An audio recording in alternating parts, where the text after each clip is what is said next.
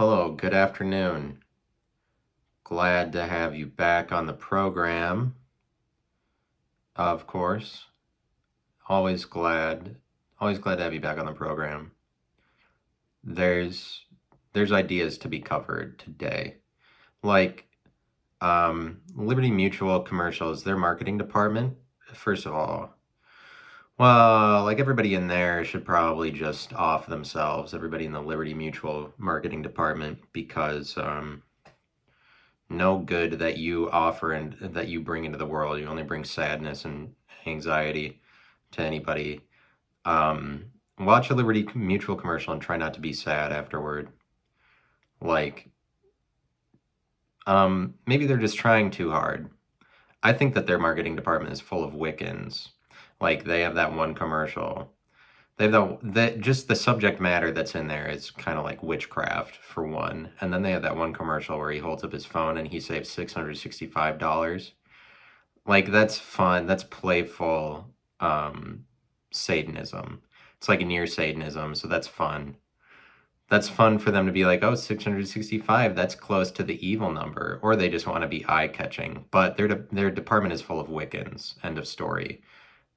Whether or not they're not like willfully trying to infuse the culture with Satanism or anything. I'm just saying that the people that are in their marketing department are naturally Satanist, even without knowing, probably. They're just evil, and the shit that they put in their commercials, nobody should have to ever sit through that, let alone that they're broadcast to a national audience. But maybe I just shouldn't watch TV, but it's not on me. Maybe it's my fault. Maybe it's my fault that Liberty Mutual makes shitty commercials that are just the bane of people's existence. Those commercials shouldn't be on TV. That's the point that I'm making. There's evil in the world. There's like werewolves are not that evil, but I think that people we try to come up with ways to explain a kind of behavior that exists in people, like that some people act like a werewolf. The world has tried to explain this by coming up with the figure of the werewolf, coming up with the figure of the vampire, because there are people that act like vampires. There's people that act like werewolves. This is part of what creates the myth. They're it's kind of hard to materialize that, to explain that kind of thing. Like, we come up with that myth to say there are werewolves among us, or there's vampires among us. They're kind of people, because the figure of the werewolf explains a kind of person that acts like a werewolf, not literally, but kind of more so they might turn into a monster, because there's a kind of person that once out of every 28 days, that's kind of what it explains, is that you're trying to explain this figure of a person that goes crazy, turns into a monster once every 4 weeks, consistently. So this would have to be a part of their character that they keep doing no matter what, or can't really control it. Like, a werewolf describes a kind of person that's just steady for 27 days or so, and then maybe once a month they go insane. And not so much that that the full moon is actually a part of it. Not so much that the full moon is what dictates that. It's just more what's important is that the world, in coming up with that myth, is trying to explain that kind of person, the same way that we come up with new terms to describe people to ourselves, to explain people's behaviors. We come up with bipolar disorder to describe somebody who is happy and sad all the time, frequently. But somebody who's very happy at times and then very sad, somebody who's bipolar. It's really bipolar, you're just describing somebody who is polar, because polar already infers that there's two of them. Somebody who's polar, it has extremes in their way that they act, in happy and sad. Extremes in both of those is described by polar, rather than bipolar is a little bit redundant. Is use it is two poles. Somebody who's polar, somebody who has extremes in their moods. That's what's described with bipolar. We come up with that And I mean, in some ways, that is a little bit like a mythical figure if you don't know, if you're outside of that enough, or like it becomes stigmatized because we can't explain it. Like we come up with the word to explain that kind of person. Whoever is a kind of person that is a werewolf, this is harder to materialize. And so it still exists as myth. Like, but we're kind of, it's hard to describe that that is a kind of person, or the world just isn't willing to accept. Some people act like crazy once every 28 days. But this isn't, this might be kind of rare, but this is like, I'm saying literally that there are that kind of person. There's people that act like vampires. Like I I would think more about a person that acts like a werewolf than I'd think about a person that acts like a vampire. Like a person that acts like a vampire, maybe it's just somebody, this is how I've heard it described. Or yeah, that you described. Like there's people that act like vampires. There's people that suck energy out of the room, like in a group, and you wouldn't even, it's hard to even explain it, or you're not even allowed to say that other than intuitively that like, well, this person, they're like sucking energy out of the room, because that's hard to describe. It's hard to materialize words for that. There's kinds of people that it's harder to describe it. And so it would help if I like I was thinking about this beforehand, that if I was going to bring up that it would help to give an example of when the world evolved past the myth and then they started to describe this actual thing in reality. The best I could think about is we created airplanes, and it used to be a myth that you would fly, but it's like gods. We make gods out of people on Earth, to some extent. Loftiness. We read loftiness into people, and then the people who are like politicians and all that, they think that they're so lofty that they are like clouds. Like the people who have the most power and are the highest up in terms of leadership are the people that meet at globalist summits and Bilderberg groups or whatever. It's basically people with the most money, and become so inflated that they think that they are like at the level of the entire world in some instances. But you see that this is true because it's the globalists that come up with global warming, and pretty much they think that by association they are allowed to dictate the weather. But this is something that they're trying to sell to everybody, which they would be successful at, seeing as that these are the loftiest people, like the people who have the most leadership or are above other people in the world the most. They act like they are the weather, the same way that the weather is ubiquitous and above everybody and applies to everybody. It's like the world leaders take on this mentality, whether or not it's intentional, but like by association, it's kind of like they think that they're the weather, or they get to say that they are, in the same way that they are very above everybody, like clouds are. And like climate change is real sick. Climate change is so sexy. Climate change gets me off. I get so horny when I think about climate change, like clouds, condensation, that cycle, precipitation, condensation, and the evaporation. Oh yeah. And then there's that fourth element, transpiration. Like, okay, you just give more names for steps, that's fine. That prevents me from living a regular life, how much I get sidetracked by that. It's like, well, I would do my taxes today, but I have to consider evaporation. It's hard for me to live that down. But there's people like globalists apparently think that they're so lofty that they get to say that they are the weather. They're like, we are going to tell you the way that the world is. And they're like, pretty much it works out that all the people with the most money and power get together at these groups, and they're like, we're going to do this globalist summit to discuss global warming. And it's like, I mean, I guess I don't know, does the Pope show up to that? Maybe he does. But it's like these world leaders act like Joe Biden. It's like Joe Biden, the Queen, and the Pope are all going to get together, and they're going to change the world's weather patterns, is literally what they say they have the power to do, when they're telling you, like, we need to change the way the world, looks at the weather. We need to change. Something's got to change with climate change, with global warming.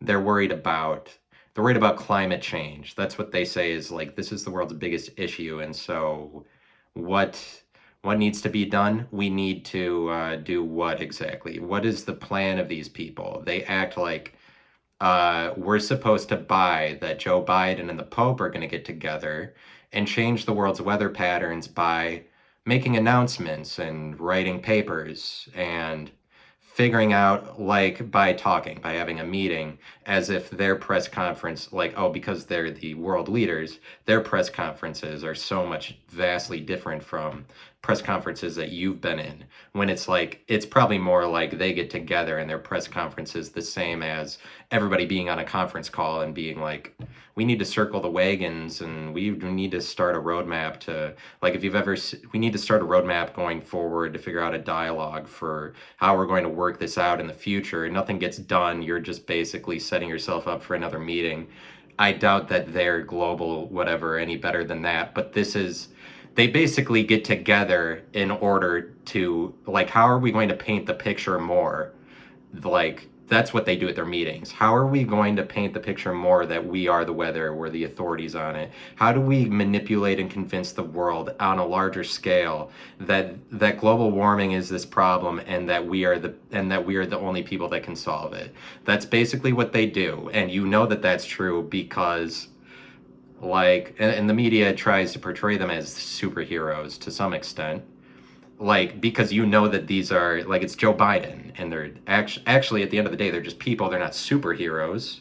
They're people that got elected and they're not necessarily the people in the best position to try to figure this out. Besides that, you're not going to change the weather by talking about it, or, like, you're basically just saying, I mean, they're just getting together to make the propaganda train bigger and better. Like, how do we make it look like, how do we try to get everybody talking about this so this is a bigger issue? They're trying to figure out ways to manipulate the entire public into being like, oh yeah, climate change is the biggest deal ever. When in reality, what they're worried about is, they're worried about the climate changing. They're worried about the weather. Like, they're basically worried about that the Earth orbits around the sun and that the sun orbits around something bigger. And, like, basically the world runs on, what is it doing? Is it raining? No, my AC came on. That's fine. That can be in the audio. It's okay. This isn't, not everything is perfect. It's gonna be okay that the AC is on during it. It's gonna be all right. I'm gonna be able to live that down. Not like, which is unlike what evaporation does to me. That I can't live down. I can live down that there's some feed of the AC came out of my apartment, and it's like, I can forgive myself for that. I can forgive myself. I deserve it. I need to do something for me. This day is about me. That's why I bought this energy drink. It's an orange. This is one of my favorite energy drinks because it tastes like orange soda. It's a Monster orange. You know, go back to basics. Just drink a Monster. You don't need all this. Everybody who has a podcast drinks liquid death. And is that just an advertisement for, is that just a Monster with like a liquid death as a version of it? Or is that its own energy drink? I don't know, because I haven't looked into it. Because I'm not, like, popular enough that I was like, but it's like, I'm not, here we are. Did you enjoy that? Did you enjoy another healthy dose of self-diagnosis for me? Just diagnosing myself. I got off topic. They're like climate change. They're getting together and they are like, we're going to change the world. But then when Brazil burns down all of the Amazonian rainforest, and the Amazonian rainforest puts, like, however much percentage of the Earth's oxygen comes from the Amazonian rainforest, it's the lungs of the Earth, as they call it. And Brazil's like, you know what? The Earth doesn't need any lungs. Let's just start burning it down because we want to sell cows. We want to eat beef the way that America does. They're like, we need to burn this rainforest down. Fuck it. And then all these United Nations globalists that are like, they're doing everything in the name of stopping the world from the climate changing, which is a pathetic excuse for whatever the fuck else they want to do. It's just like, let's use weather as a shield for why you should listen to us. Like, that's one of the reasons, because the weather's going to go bad. These people get together and um, they're like, we need to stop with the climate changing. Like, it's basically like saying we need the earth to stop moving because the climate is changing and it is getting warmer, because there's this cycle that is bigger and broader than the cycle of the earth going around the sun, like the 4 seasons in a year. Everybody knows about that one. And just because not everybody knows this deeper cycle that operates on over this 250-year period, the earth gradually gets warmer, which has happened throughout history. And then after 250 years, or however long it is, then the earth starts to get colder again. Like, there's this deeper cycle. It's maybe something like whatever the sun is orbiting around. And because people don't know about that, and don't educate anybody, don't let anybody know that could be part of it, or that this is just a natural cycle that there's historic data on it. Don't let anybody know about that. Just tell them that the earth is going to explode unless we stop the weather. But they're saying that climate change, that we need to put a stop to it. That's like saying we need to stop the earth. We need to stop the earth from being in motion. And we need to stop cycles from happening because we don't like when the weather changes. It's ludicrous. They don't give a fuck about it, and you know that they don't, because when Brazil burns down the Amazonian rainforest, which would be like that's your priority number one, because of what that does, what the Amazonian rainforest does to reduce carbon in the atmosphere, like that puts oxygen. Plants give off oxygen, and people breathe that in. When Brazil is burning that down, they raise like $19 million total. That's what they did for their efforts to stop this from happening. And they're like, Brazil, you need to stop. And Brazil is like, no. And the globalists are like, well, we're just going to go to another meeting and pollute the earth more from the planes that we fly on to get there. We're just going to pollute the earth with 4 new global summit meetings where we talk about what we're going to do in the next meeting. They probably just get together and they're like, how do we manipulate this sector of industry or this country? How do we get India to start saying the things that we're saying so that more people think that we can control the weather? They're like, Biden isn't going to come up with he's not going to write a paper. And like, that's the best they can do anyway, is write a series of papers. Like, these are the reasons why things need to change. And all that they do is say shit. It's just like, we need to come up with better rhetoric to manipulate people into thinking this is the biggest deal. Because even if it is the biggest problem, they're not doing anything to change it. And also, they don't give a fuck about the biggest players in carbon emissions into the atmosphere. These people don't give a shit about regulating China, and China is by far the biggest contributor to problems of carbon in the atmosphere. They don't give a shit about China. They just give a shit about, like, make America think it's their fault for whatever reason, because they just want to control America, or they want to control anybody who would feel guilty about it. And so it's not on you or me that there's global warming. If it's anybody's fault, it's nobody's fault, because just shit changes and the earth does get warmer. And like, this is just a natural cycle. And to the extent that it is one, they don't explain that, or nobody circulates that information. Or it's like, because they don't care about anybody knowing that they're just using weather as a shield to tell you, like, oh, we are. And they can get away with it because by association, they're a little bit ubiquitous the way that weather is. Like, it's the same as they're kind of connected to anything that are authorities.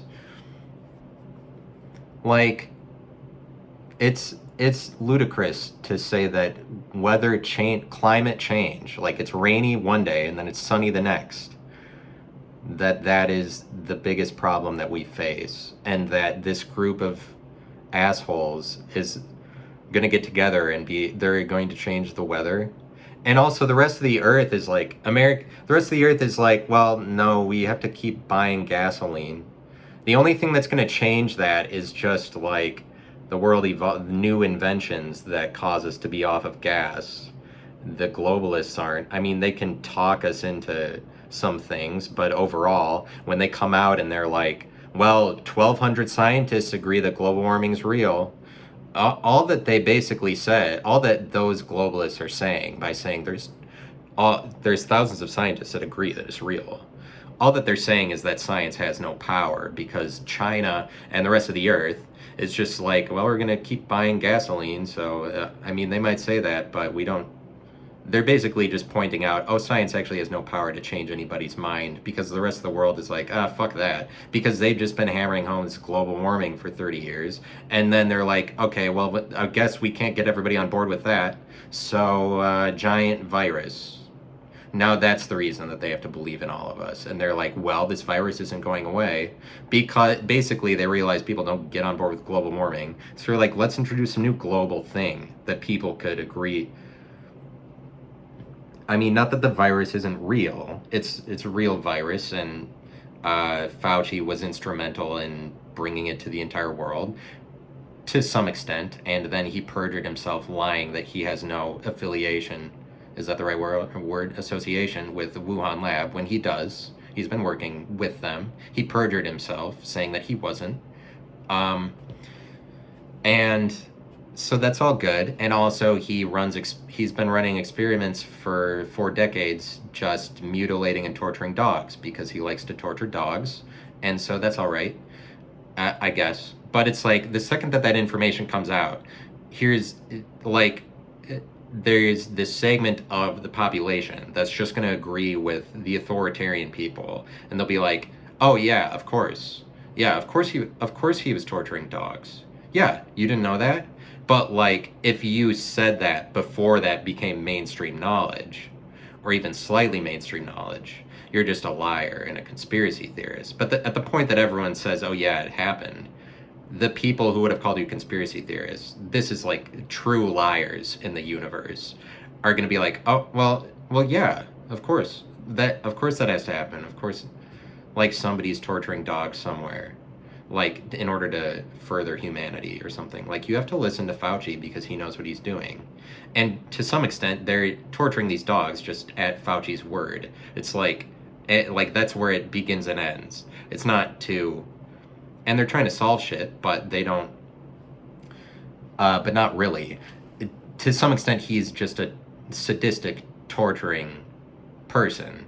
And so then it is strange that this is the guy that whoever is behind this pandemic, the media firestorm, the media's coverage of it, and the media thinking that you need to think it's the most important thing in your life, whoever is behind that wanted Fauci to be the face of it, when he's like a sadistic torturer of dogs. Like he runs these experiments where he, if you haven't heard, like puts sedated beagles in a room with flies, and then like, I don't know, maybe they put something over their head that made them, anyway, the flies eat the brains out of these dogs while they're still alive. And these are experiments that Fauci has been doing for multiple decades. Why? Because there are some people that are doctors that are just slashers. Like, there's some people, because there's evil in the world and you don't get to ignore it. And it's really the case that like the same way that there's all these German scientists in World War II that are running these horrible experiments,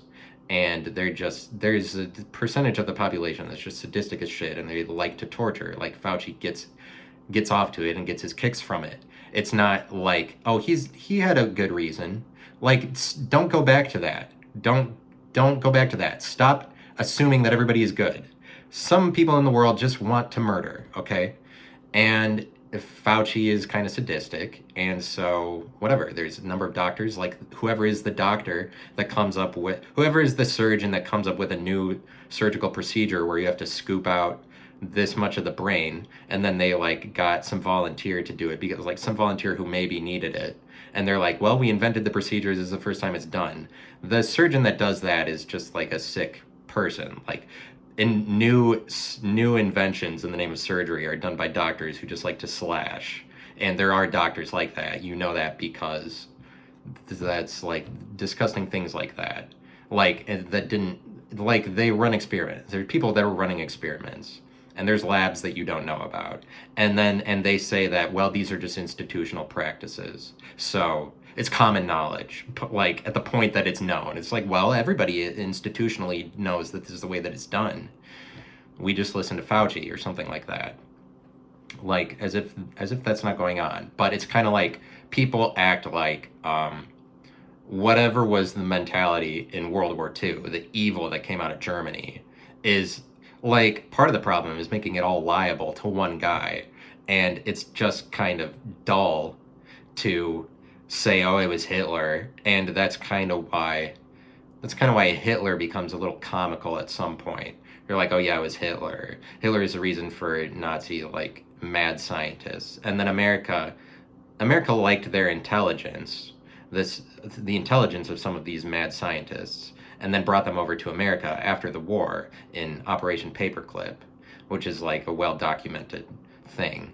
Maybe there's a book like there's this woman, I forget what her name is, that maybe wrote the book Operation Paperclip, but she just collected together all of the documentation of that this definitely happened, that America brought over Nazi scientists to help them with experiments because they liked the cut of their jib. So they're like, we like what you're putting out there, we like your smarts, because or like whatever. And then the story is that Russia also had access to bring over some Nazi scientists, but they didn't because for whatever reason. But America did, because America's like, well, it's all in the name of furtherance of humanity or something. Like we don't discriminate. But just then the world goes on acting like, how could one guy have led so many people to slaughter 6 million Jews or something? Like ignoring that genocide has happened consistently through the centuries. And then we live in today's world acting like, well, we've evolved past it and that's totally done. And it's kind of like a saving face or more PC thing. We've had a round of it recently that's more overbearing, like too overbearing to stomach for an average person, really. Like the PC-ness, we don't like it. A lot of it just exists because the media says that's the climate. That's the way that the world is. Everybody's PC and you're going to get a lot of shit for talking about this group of people. Like the media likes to build up that you're going to get pushback or whatever. And it's really like, if you don't have to feel like everything you say is shit just because somebody criticizes you for it, or if you're tough enough to just say what you mean, then it's like people aren't going to get on you forever or whatever. It's like, it's really just if you back down to criticism, and the media plays up like the climate is such that you can't say anything, when in reality regular people are pretty tolerant. And like at this point, and we've seen so much on the internet, like we know that people can be weird. Like the public has a high capacity or high tolerance probably for bullshit or strangeness at this point, based on what they've seen, and based on that we've been desensitized through the media and movies and whatever that we've seen to whatever. And like I'd say people aren't stupid, but globalists like to think that the public is stupid, and that's kind of how they carry out their agendas. It's like, well, when we do this, you have to listen to us, even though. But like I'm talking about, like there's a kind of person that is a werewolf, and I had this dream once. It was like maybe 6 months ago or so. I had this dream that Elon Musk is a werewolf, and like that was the takeaway from the dream. I was working for Elon Musk, and turns out, and he was a werewolf, and I had that dream, and then when I woke up, I Googled Elon Musk werewolf, and I don't know if I've shared this before on the podcast, but I looked that up, and then, as it turns out, there's this known event of when Elon Musk went on Joe Rogan's podcast, and they were talking about werewolves, or they were talking, or like Joe Rogan was talking about a werewolf statue he had, and he's like, I'm gonna send you one, or it was the other way around, but I think it is the case. Well, or no, or Elon Musk was saying, I have a statue like that. Like Elon Musk has this statue of a werewolf that's like constructed to look like a real werewolf just sitting in his house. Like this is one of his decorations. And I had that dream before I knew about that. You could be like, maybe you subconsciously saw that. I hadn't, I'm pretty sure. Long story short, Elon Musk is a werewolf in real life. But like it's not that he would have to be that. It's like it's hard to explain some like personality types Like the same way that it's difficult to say, like, you can't evidentially be like, there's people that suck energy out of the room. But this is why Twilight is so popular, is because it brings this into light, like, uh, werewolves and vampires are actually in our midst, and you can fall in love with them. They're like real people. And then the whole Team Edward versus Team Jacob debate is like, it's like girls arguing, do you like a guy that is more like a vampire or more like a werewolf? To some extent, like, and trying to explain that this actually exists. Like, there's probably, you can look at that on a spectrum from werewolf to vampire. They aren't opposites, they're different, but like two different things you can make a spectrum and be like all guys or all girls that are from the spectrum vampire to werewolf, and who is more like, those are two different kinds of people, really, I would say. And like, I'd say I'm a little bit more like a werewolf than a vampire. Like, I maybe have a propensity to get, like, I would get very excited one day and be very depressed 27 other days. But I'm saying, like, that's a better explanation than bipolar, because, or it might be, like, for somebody you might say, like, maybe the best term we have is bipolar for somebody who's actually a werewolf, but like, you wouldn't at this point say it's a werewolf because it's a mythical creature. I'm saying a kind of person that fucking freaks out or acts crazy one day out of 28. This is a kind of person. And like, they're not so much that the moon is a part of it. I'm just saying, like, the span of time and the consistency of that shows that that is like character trait that you can't escape from. But like, I'm more interested in a werewolf, definitely. And that dream I had is like, I work for Elon Musk. The takeaway would be that I am also, to some extent, a werewolf. And like, but I don't have to be that far on the end of it that you would actually be able to classify me as that. But that's like, you could be a vampire, you could be a werewolf. But we made airplanes, and we're like, now you are, we used to think it was a myth that you would be able to fly around.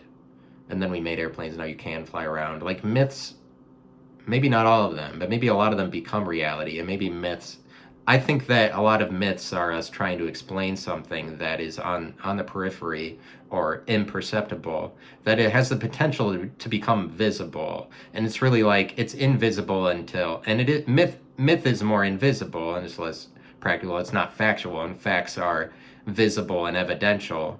And that's like, people that are natural liars, this is my opinion of a liar, is somebody who only at the point that it's a visible, like, only at the point that it's visible, and then at the point that it is like, oh yeah, that's always been true, but they would have said it was completely false before it was known. Like, kinds of people that are like, oh, there's no ghosts for certain, and that you're stupid to believe in them.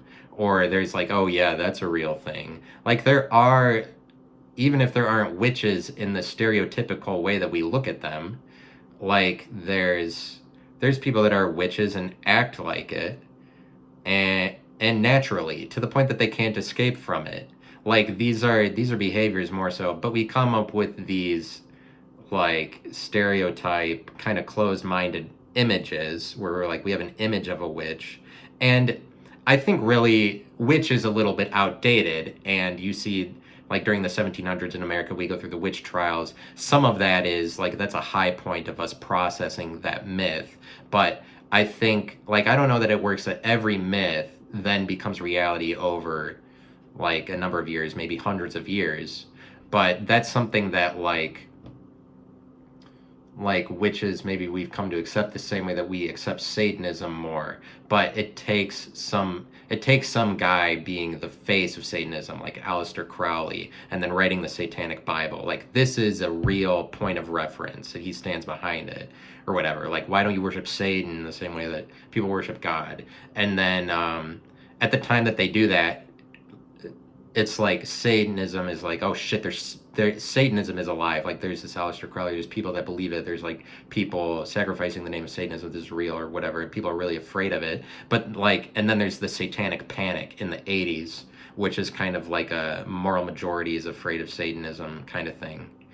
but like they're blowing it out of proportion, like, oh, there's like the media is reporting that everybody is sacrificing cats and shit like that, and the satanic panic is generated by media stereotype narratives, propaganda, trying sensationalism to try to get everybody to freak out about this thing. And it's sort of blown out of proportion. But then this currently, we're a bit more accepting of like, okay, yeah, somebody might identify as a Satanist, and like who the fuck cares? Now we're concerned about racism. Like, we're more worried about if you're a racist than if you're a Satanist. But that's just a changing of the times, where we're like, okay, it's definitely good to be a Christian and definitely bad to be a Satanist. Now it's like, it's definitely good to be not a racist. It's definitely bad to be a racist. Like, and so it's like the taboo or whatever it is evil. And even to some extent, a racist is stereotyped to be like, oh, like, it doesn't help us out. It's not a very intelligent conversation to say that racists are like lynching people. Like, maybe that is happening somewhere, but like that's kind of more what they used to do, or you're talking about the origins of it more, and it's kind of more diversified and niche than it used to be. And to label everybody as a racist, this just sets us back in terms of racism. Like, if you're not identifying specific strains of it, you're not really coming to a higher level of understanding on the issue. And partly what I'm saying is like, people like calling everybody a racist, or that kind of hurts different races individually. That takes away from you viewing races individually. Like, stop ignoring that there are people that hate black people by saying everybody is a racist, by equating Asians to blacks, or saying like, well, Asians are discriminated against just as much, like, and lumping all races into the, like, oh, everybody's being discriminated against except for whites, like, as portrayed by the media generally. Or this is just like the visible narrative, is that everybody is a racist except for whites, and this means that, well, actually all races, Asians, Indians, and Native Americans and blacks, are all discriminated against. That is that is culturally unaccepting. That's culturally close-minded to like, well, don't forget that there's people that just hate Asians. Don't, like, stop ignoring this group of people. It's like, there's people that specifically hate Asians. There's people that specifically hate blacks. They make it so that everybody is a racist against when there is racism, it's against every race, as if people are always this dumb. Like, you're ignoring that, and it's really just, it's to the detriment of the culture. It's to the detriment of the culture, black people, to be like, there aren't people that hate them specifically. Those people that hate them specifically also hate everybody else, and blacks aren't special. Like, it's saying that they're not to be distinguished to some extent, because you're ignoring that argument and that dynamic. It's like the same way that dogs versus cats, it helps out dog people to be like, oh, well, if you don't like dogs, you're a cat person. Like, to still throw people in the same drama, in the same narrative. This is what dog people do. Is like, well, if you don't like dogs, you're a cat person. As if there aren't people that don't vote in the election. It's the same with, like, the election becomes visible, where it's like, oh, it's always right against left. It's always conservatives, when up until maybe the most recent election, the majority of people don't even vote. It's actually, and that's just the imperceptible crowd. Like, I am on here often saying the right is imperceptible because they do radio media. It's really the case that, like, at a larger scale across America, the imperceptible crowd is the people that don't even vote, which is a huge percentage, and they outweigh either party. There are more people that don't vote than vote liberal, and more people that don't vote than vote conservative. And this is like, they have no voice, but then because we're going off of like standards, because we're going off of what we're connected by, which is like in order for us to agree on a narrative. It's like cultural America is the America that votes, but this is visible America. There's also this other half that doesn't vote or anything, and they probably, like, if they're really not voting, they're actually literally not concerned. But we act like everybody is pissed at each other. It's like at least it's not half the country is liberal, half the country is conservative, half the country doesn't vote, and half the country doesn't, and then the other half is concerned. And even a lot of the people that do vote don't care that much. They're just guilted into thinking that they're a bad person if they don't, because the media is like, everybody has to vote. And now in recent years, the media blows up voting numbers. They're like, well, everybody, this is the biggest voting election ever. Maybe it was, but like, there's like so many more millions of votes for Donald Trump, and he still didn't win, or whatever it is. But I'm saying, like, there's people that don't vote in the election the same way that there's people that don't care about either dogs or cats. Like, I'm not a cat person just because I don't like dogs. Fauci isn't, you don't get to say he's just a cat person because he likes to torture dogs. Maybe he just, but I would say that he specifically hates dogs. But you're ignoring that culture and the drama of, like, there's people, like, as if there's nothing to be said on the other side. Don't allow there to be dissenting opinions, or, like, I don't know what it is.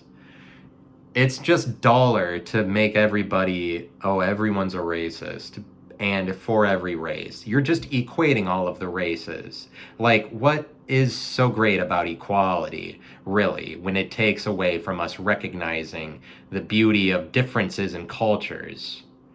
And what comes out of that? You're like, this culture has this to offer, and what you offer to the world by being a distinguished culture, like how unique Japan is.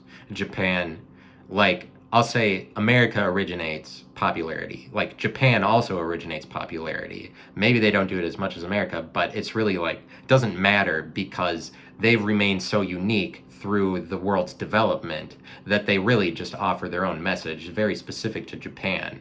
It's a specialized environment is Japan, because they were able to remain that way. And so it's like, that has a lot to offer you, but don't make it so that, don't take away the power of Japan by saying, people, you're a racist, you hate other races. It's also like, if you live in Japan,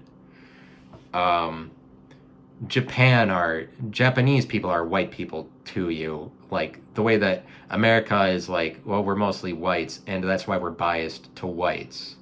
And even at this point, it's not like, I don't know that it's the majority whites. Like, didn't it recently change that the majority are not white? But in America, we're like, the reason that the white people are so successful is because it's always whites, or like, that's a majority. It's like in other countries, that is, for Japan, Japanese people are the white people then. It's like they would be biased towards themselves, and they would, like, then, if that logic is true, Japan should be raising a giant ruckus about hatred against white people, because white people are discriminated against. Like, most of the argument, I'd say, about that white people are privileged is based around that America is founded by whites, and it doesn't work this way in every country. It's like saying America is by far the best, or like people, it's just that when you're saying that white privilege is the biggest problem, this is some of the work of white people who can't escape from thinking that white people are privileged and better. Painting that picture doesn't help whites or blacks, and especially it doesn't help blacks, to say, well, white people are always above you, because that's what you're saying. And it doesn't paint that portrait. And that's what the globalists do, is they paint that portrait of, and it's a set of images, it's a set of associations that they want you to make. Like, well, we are concerned with world issues the same way, like, what's more a world issue than the weather? And then they associate it with globalism, and then they're like, global warming, and then they're like, well, maybe globalist is becoming kind of a maligned term for us, and so it's actually climate change. And so there's people that are, but it's like it's a specialized environment, is a kind of person who, and I'm saying that like Joe Rogan and Elon Musk had this conversation about werewolves. Like Joe Rogan also has an affinity for werewolves, was my takeaway at the time. And I would say that maybe he is also this. But you're talking about a kind of person that prefers a specialized environment. I'm kind of somebody who is a werewolf is like they are steady and then one day very special, very different. Or they're like, rather than being consistently generous with their personality, they're actually very much the opposite of that, where they only would share what they really are one day out of a month. Like, and they have to, because for whatever reason they carry themselves building up all of that energy, and like and it would be as a result of like it's just that there are people in the world that don't share themselves very openly, and this is the kind of person you'd be like, they're secretive. There's people that are secretive, and Joe Rogan is someone that I would say you could say he is secretive. He has secrets. Maybe you disagree with me. It's more open. It's like open to have a podcast or share anything. But to some extent, people who make podcasts are interested in specialized environments and are naturally secretive. Like, because they're reserving their openness for this secluded, like, for this podcast format. Like, me sharing, I probably am more open on here than I'm in real life, is what I'm saying.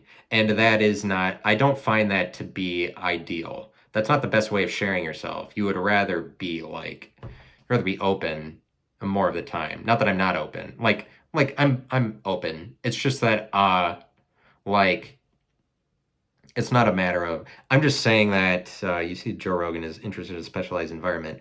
I'm just making the point that he's not open just because he has a podcast.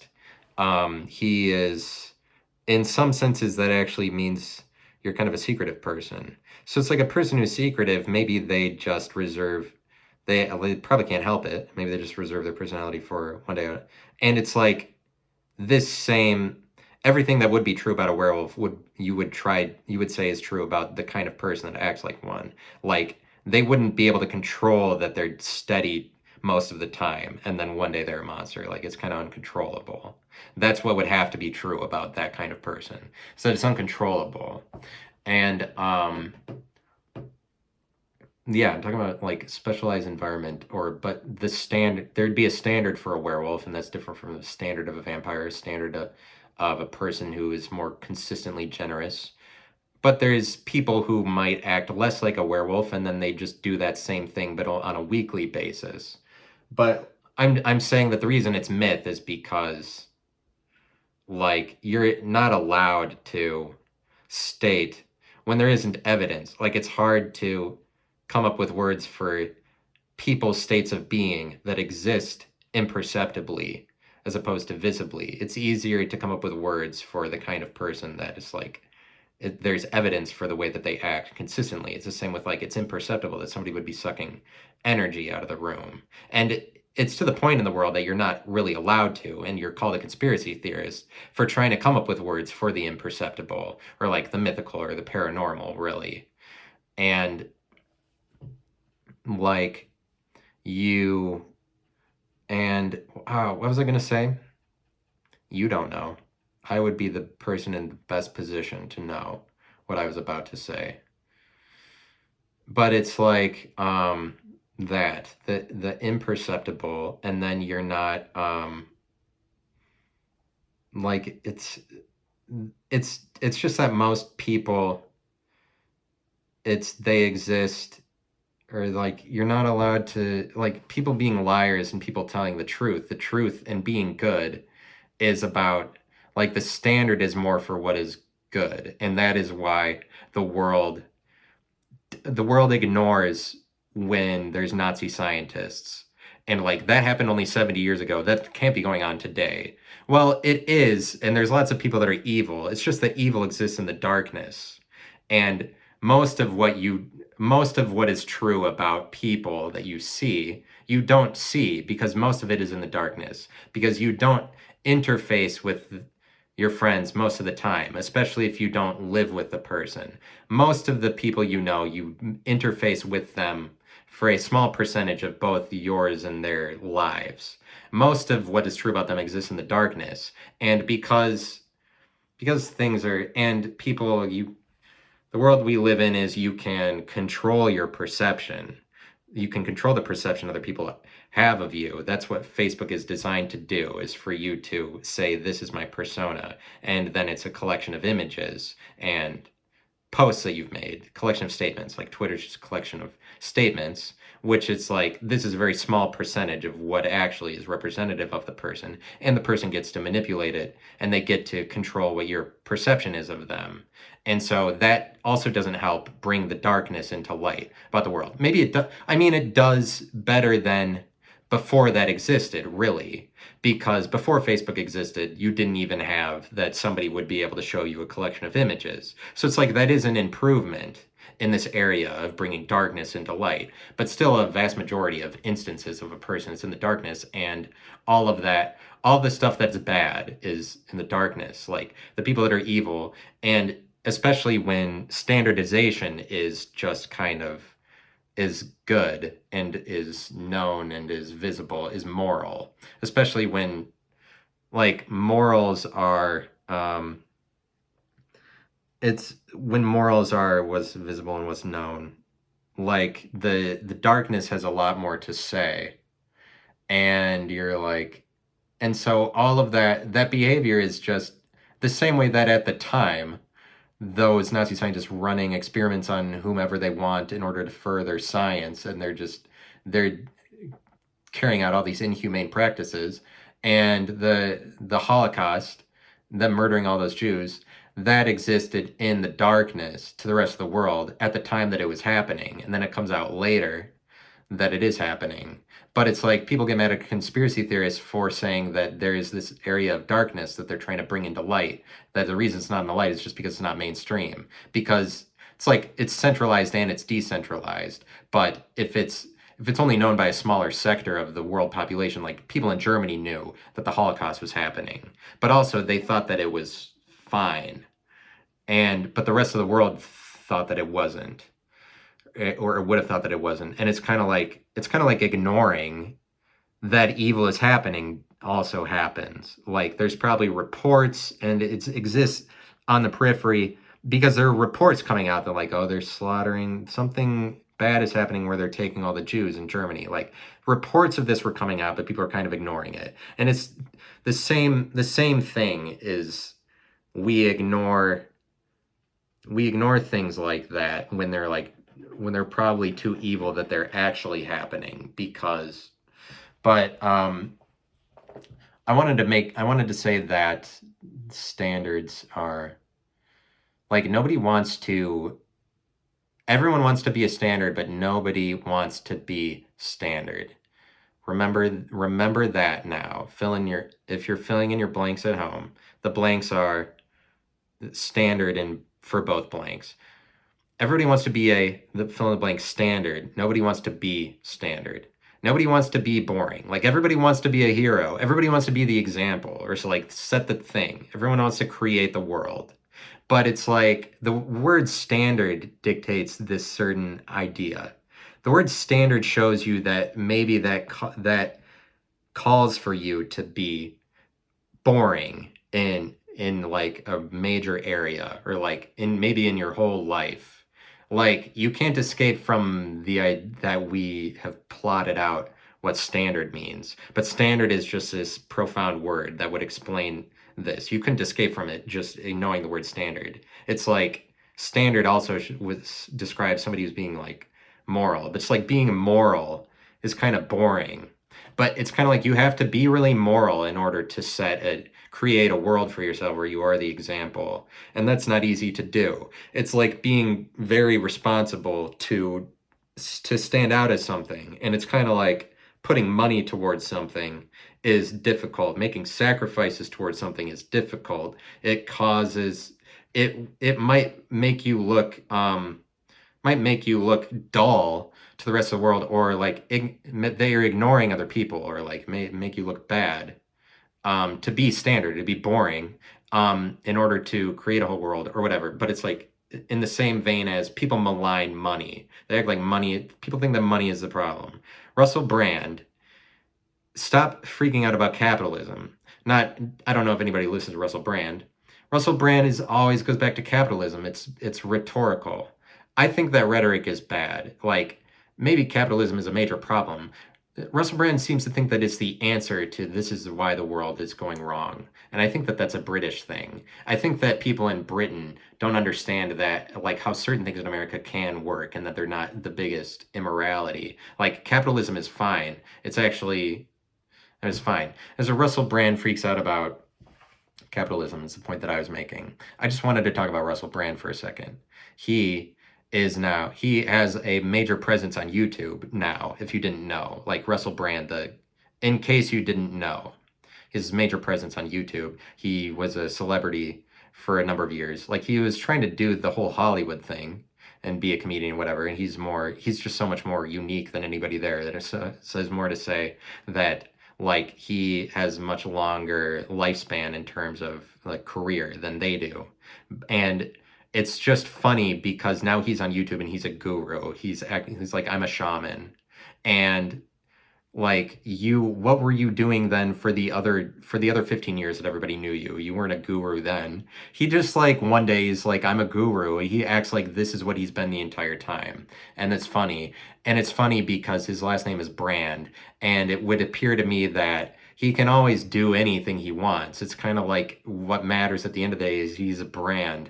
And like, he's always able to make good on whatever.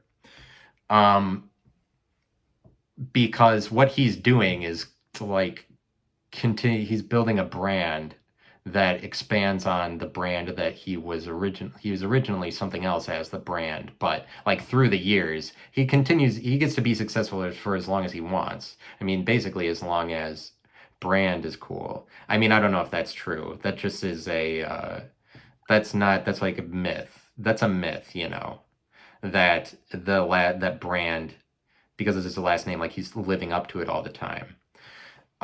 It's just a thought, but like, is Russell B. Rand, and he's talking about capitalism, and now that throws me off. Everybody wants to be a standard. Nobody wants to be standard. But I'm saying that that's in line with, like, everybody says money is evil. Money is honest. And you can take that one to the bank. You can fill in that blank too. Money is honest is in the blank. Money is honest. It's honest because it always reveals things. It's always revelatory. Where is the money? Money on its own, money is honest. Don't say that it's dirty.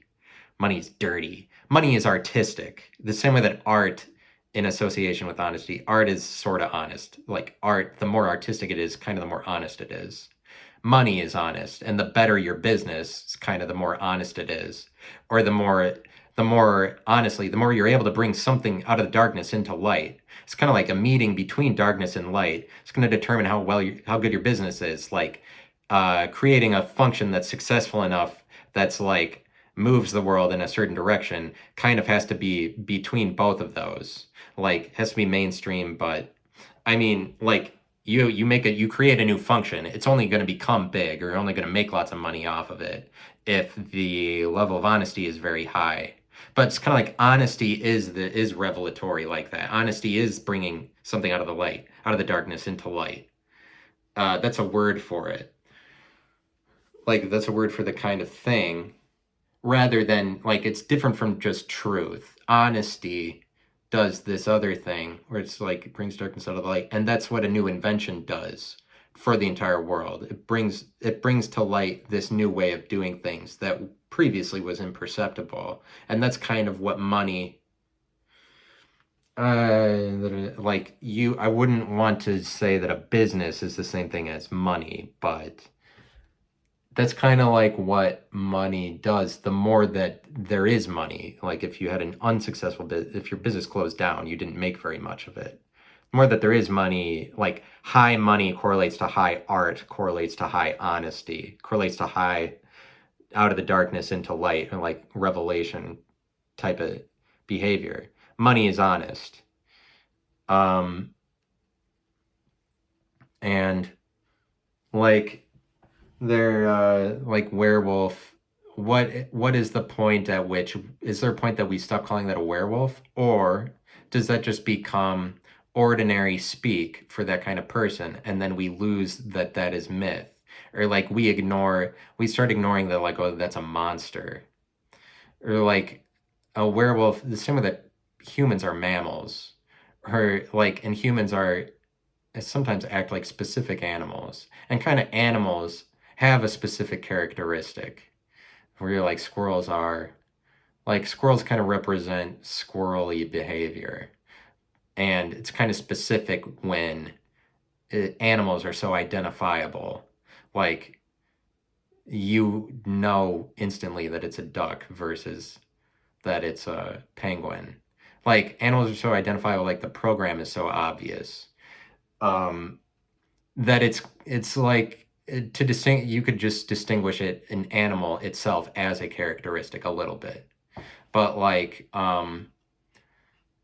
and then I'm saying that to say like werewolf, if that is a kind of person, like what would happen that that just is like, oh, we recognize that on a mainstream level, like, oh yeah, people do act like that, and that's that term for it, or does the term change into like something more studious or educated, probably, maybe, or does werewolf just become common? I don't know. I'm just saying. That's all good. um you can let me just try to cover if there's any announcements. I'm gonna put the Jesus episode up for sale. I was gonna make it free because Jesus, or I was just gonna do it for $1 because he's like basically free. Jesus, like basically, I mean, it's pretty much free. It doesn't matter. I don't have to be fun and an artsy. Oh, the Jesus episode is free. Nobody even has Ethereum, so nobody buys them. Or they're just like, do it, show us your Patreon so we can support you that way. Stop making everything about the crypto. I don't know. It's more like this is whatever. I'll try to keep putting the episodes up for sale. I will try to throw some curveballs at you in the future. I just kind of want to make the podcast more. I want to do different things with it. I'm just excusing myself. I'm just like making excuses because I'm afraid of changing it up too much or whatever. But thanks for listening, and I will talk to you all later. Goodbye.